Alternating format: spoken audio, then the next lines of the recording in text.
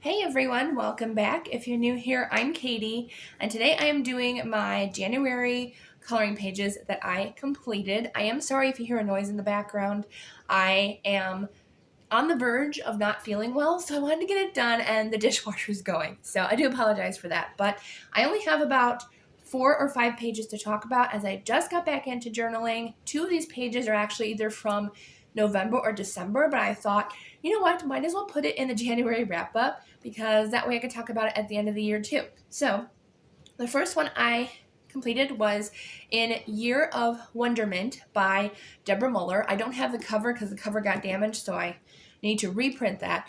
But I did finish one in here, and it was a buddy read with the group. So I finished this one, and this might end up being one of my favorites. This is the first time I did the sparkle effect, and I did it in her dress and her sleeves. And I think this is the only one I've done in this book so far. Yes. Just want to make sure before I start talking about it. So I did this one, and I thoroughly enjoyed doing this.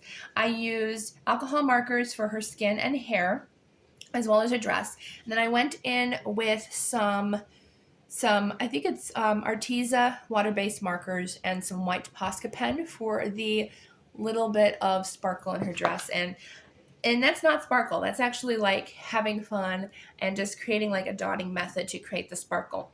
And then I did use some stickles for her jewelry because I wanted that extra shine.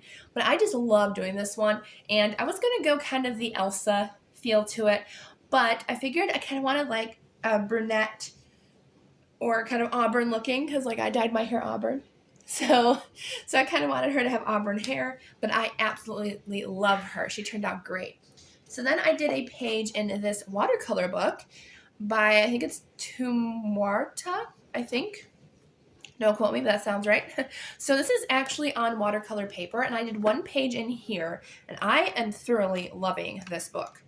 I did this one, and I did just strictly watercolors, and I'm just double checking. No, I didn't use any color pencil. It's just watercolors. I did a little bit of shading in the flowers with the watercolors, but I had so much fun. So I used Ganzai Tambi watercolor set, which is probably one of the best ones out there. You do not have to use the set that I use, although I did get a great deal on it at the craft store since I had a coupon.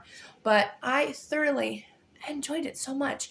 It's really nice to go back in with watercolors, and it's really nice to find a coloring book that's actually specifically for watercolors. So I love this one a lot. Then I have one from Deborah Muller's Sweet Christmas. This was a buddy color.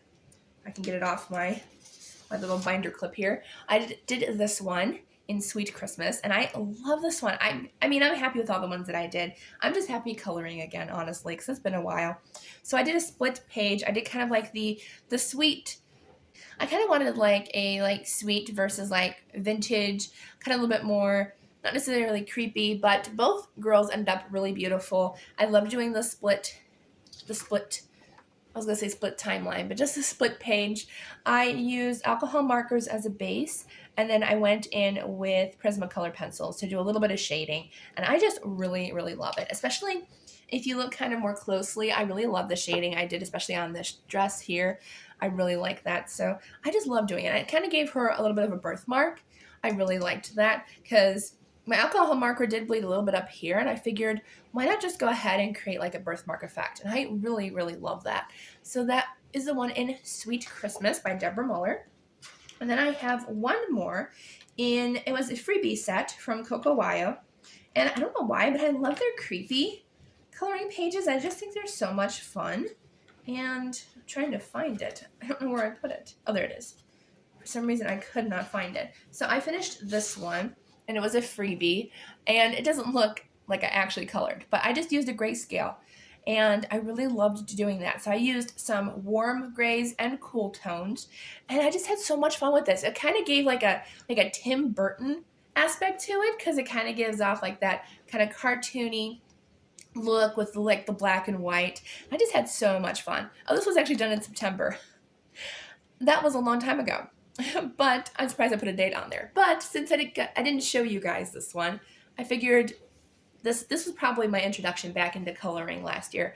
So I just had so much fun with it. It was a lot of fun just to give it kind of a grayscale. I think I only used alcohol markers in this. Yes, so just alcohol markers on this page. That was it. No shading or anything. I just had a lot of fun with the alcohol markers.